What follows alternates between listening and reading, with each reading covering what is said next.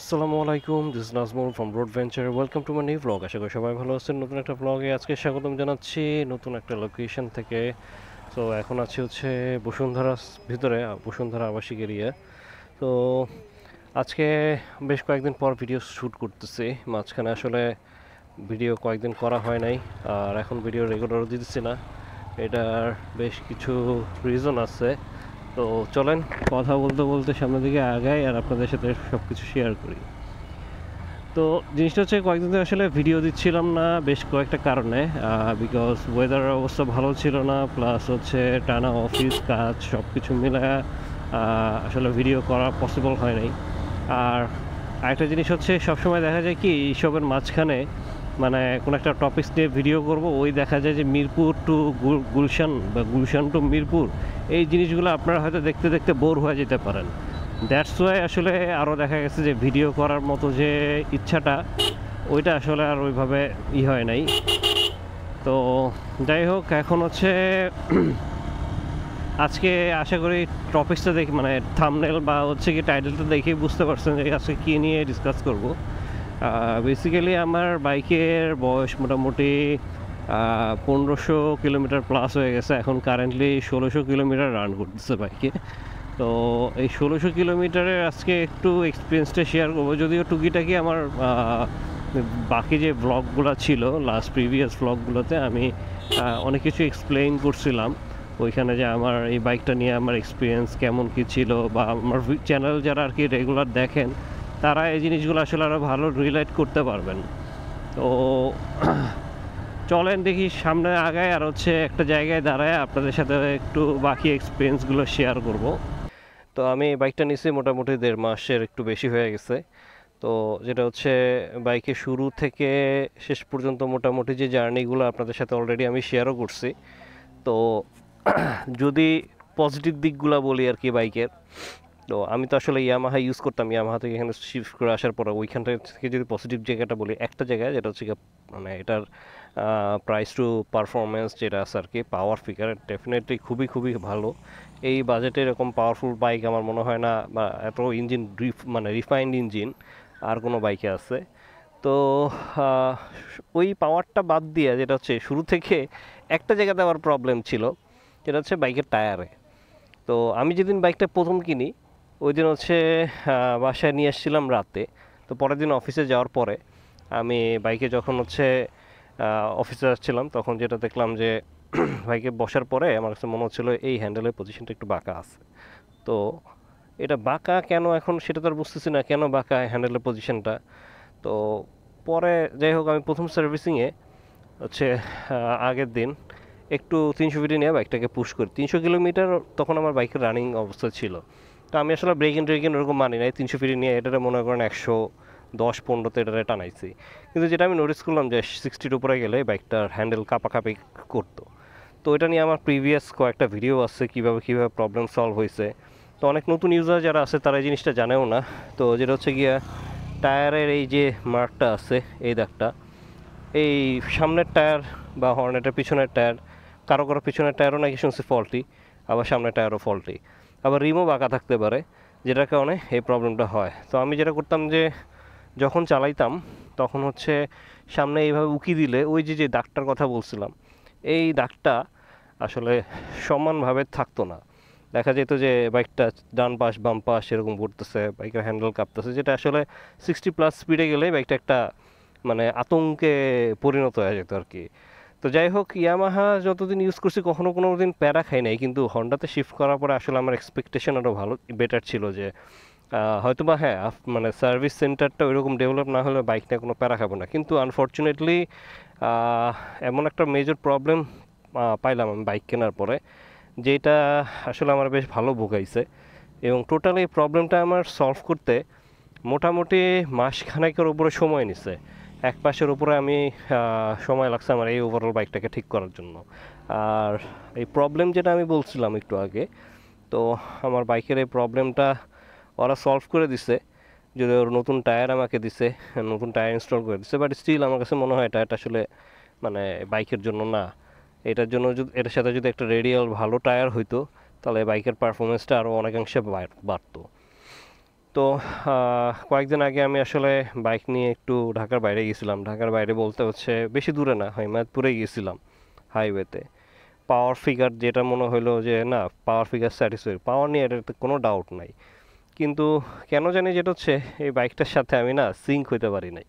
মানে ওই যে বললাম যে একটা ব্যাড এক্সপিরিয়েন্স হয়েছে, এই ব্যাড এক্সপিরিয়েন্সের জন্যই বাইকটা আসলে আমার নিজের মতন করে আমি আসলে পাই নাই। বাইকের ওভারঅল যে পারফরমেন্স নিজের মতো করে পাই নাই। মাইলেজের কথা যদি বলি, এখন পর্যন্ত বাইক কেনার পরে মোটামুটি 4বার ফুয়েল রিলোড করা হয়েছে আমার। তো এই 4বার রিলোড করার মধ্যে প্রথমবার মাইলেজ পাইছি 38, পরের বার পাইছি 42, তারপর পাইছি 43, লাস্ট মাইলেজ পেলাম হচ্ছে গিয়ে 3 কিলোমিটার, সরি 38 কিলোমিটার। তো আমি যেটা বলছি যে মাইলেজ 38 to 42 এর মধ্যেই আমার ঘোরাঘুরি করতেছে মাইলেজ। তো এর চাইতে মনে হয় বেশি মাইলেজ আমার মনে হয় না এই বাইকটা আমাকে ডেলিভার করতে পারবে। তো ইঞ্জিনের কথা যদি বলি, এই ইঞ্জিনে যেটা বলা নাকি স্মুথ, হ্যাঁ এই ইঞ্জিন আসলেই স্মুথ, কিন্তু ইঞ্জিনে ভাইব্রেশন আছে। এই বাইকে ভাইব্রেশনটা আসে হচ্ছে 5000 আরপিএম ক্রস করার পরে। তো 5000 আরপিএম এর নিচ পর্যন্ত এখানে আসলে কোনো ফিলই করা যায় না যে বাইক চলতেছে, এত স্মুথ থাকে। বাট 5000 ক্রস করলেই বাইকে নোটিসেবল একটা ভাইব্রেশন আছে। এখন এই ভাইব্রেশনটা হাতে ফিল করা যায়, ফুট প্যাকে ফিল করা যায়, এবং যত আরপিএম আপনি পুশ করবেন তত আপনার এই ভাইব্রেশনটা বাড়তে থাকে। তো এইটা আসলে ইয়ামাহা FZ-V3 বা V2-তে এই ভাইব্রেশনটা পাওয়া যায় মোটামুটি 6,500-7,000 আরপিএম ক্রস করার পরে। তাও মোটামুটি এটা নমিনাল, ইভেন 90-100 স্পিডে যেরকম ভাইব্রেশন করে ওইটা আসলে কোনো গায়ে লাগার মতন নাই। কারণ আমি বাইকে অ্যাজ এ পিলিয়ন হিসেবে রাইড করছি, আমি রাইডার হিসেবে অনেক চালাইছি, কিন্তু এটাতে আমি একটা জিনিস নোটিস করছি যে এটার আরপিএম 5000 ক্রস করলে ইভেন এটা পিলিয়ন সিটে বসে থাকলেও দেখা যেত বাইকের হ্যান্ডেলটা ভাইব্রেশন করতো। তো এই জিনিসটা আমার কাছে মনে হয়েছে যে আসলে একটু স্মুথ থাকলে বাইকটা আরও মানে ভালো পারফর্ম করতো।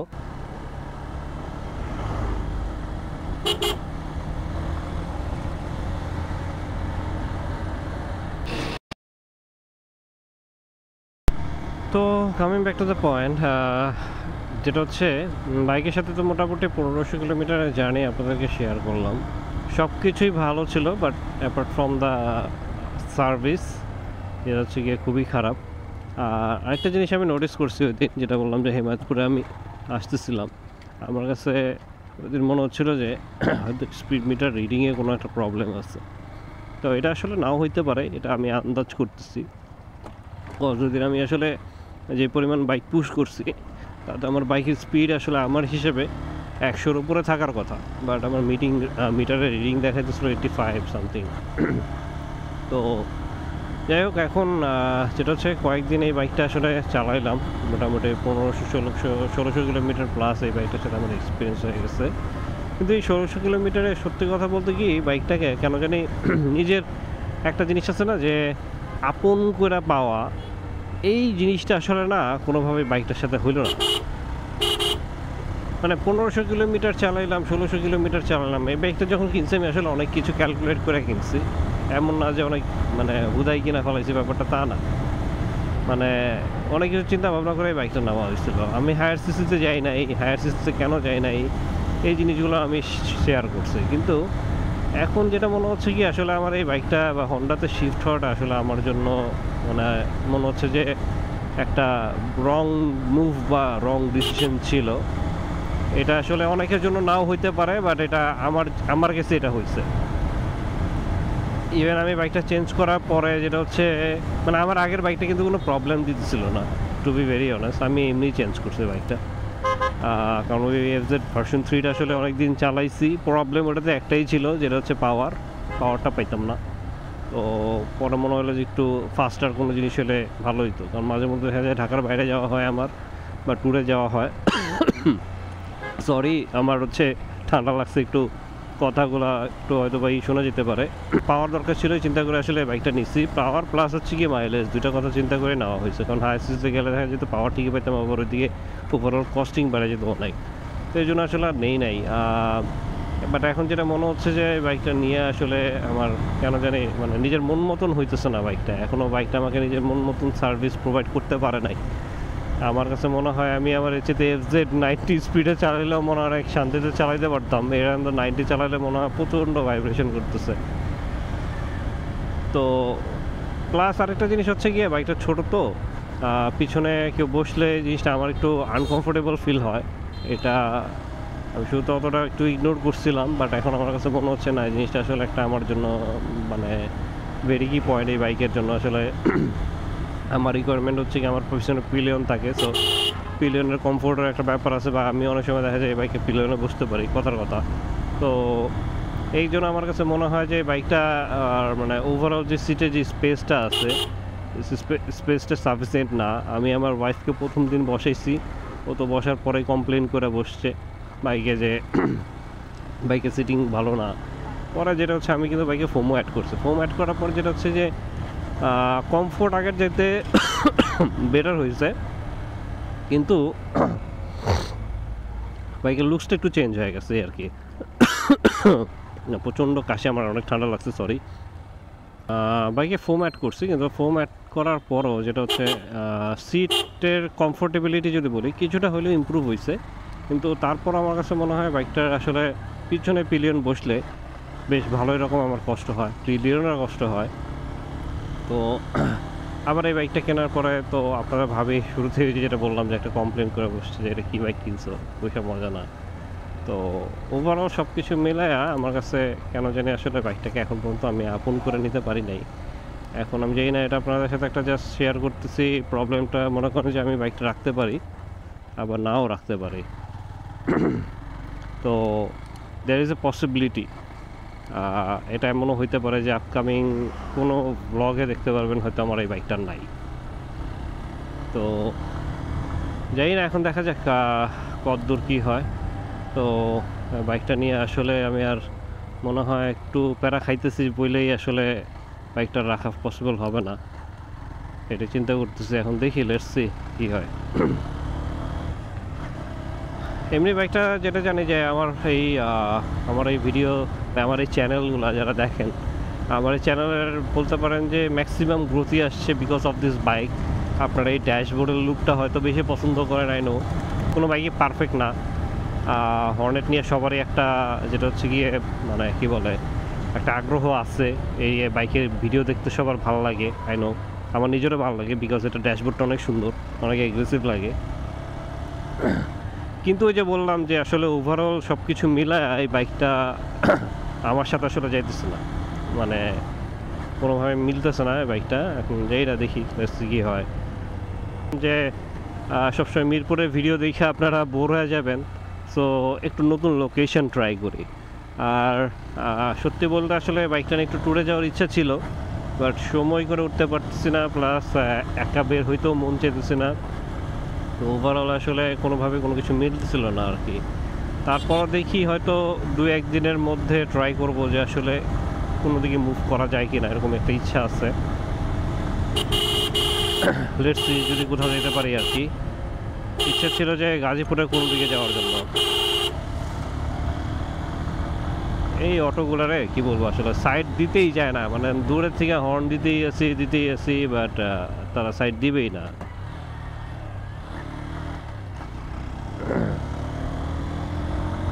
তো যেটা বলতেছিলাম আসলে মানে মন চাইতেছে আসলে কোথা থেকে ঘুরে আসি, বাট আসলে সময় সুযোগ হইতেছে না বলে কোথাও ঘুরতেও যেতে পারতেছি না। এখন একটা জিনিস একটু শেয়ার করি আপনাদেরকে।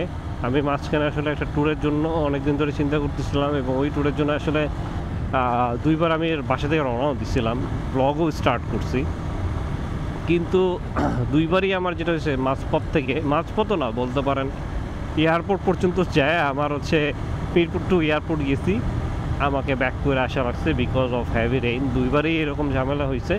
একবার হয়েছে আমি এয়ারপোর্ট থেকে মানে নিকুঞ্জ থেকে হচ্ছে গিয়ে ব্যাক করতে হয়েছে, নিকুঞ্জ খিলকেত এরিয়ার থেকে। আরেকবার যেটা হয়েছে যে আমি বেরোইছি, কিন্তু হচ্ছে গাজীপুরের পরে প্রচণ্ড বৃষ্টি, গাজীপুর থেকে ওই যে একটা বাইপাস রোড গেছে যেটা হচ্ছে গিয়ে আপনার যমুনা ব্রিজের দিকে।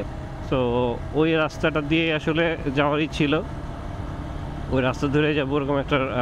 আমি যেখানে যেতে চেয়েছিলাম বেসিক্যালি ওইটা আসলে কোনো মানে বৈশা টাইম স্পেন্ড করার মতো জায়গা না, বাট একটা বেশ ব্লগ করার মতো একটা জায়গা আর কি, খুব সুন্দর সিমসাম জায়গা।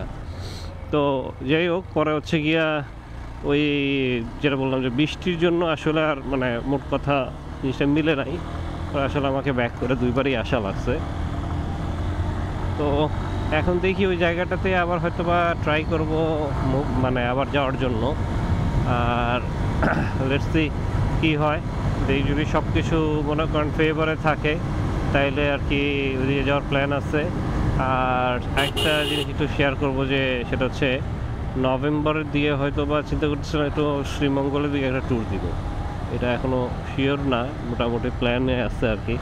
তো লং ট্যুরে যাওয়ার ইচ্ছা আছে। আমি জানি না এখন সিলেট হাইওয়ের কী অবস্থা।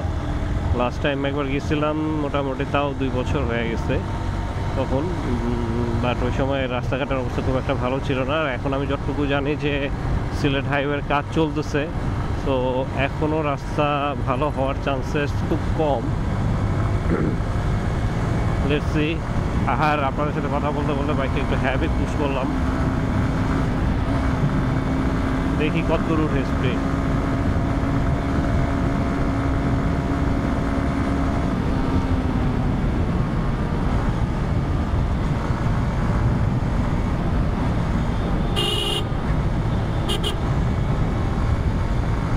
একশো 11 পর্যন্ত উঠাইতে পারছি। তো প্লিজ জিনিসটা অ্যাটেম্প করবেন না, ইটস ভেরি ডেঞ্জারাস। আমি রাস্তাটা ফাঁকা পায়ে একটু টান দিছিলাম, আমি ইউজুয়ালি আসলে এরকম স্পিডে রাইড করি না।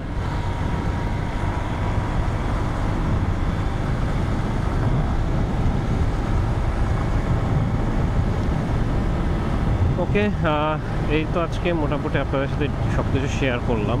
আর এখন আসলে সময় 4:45।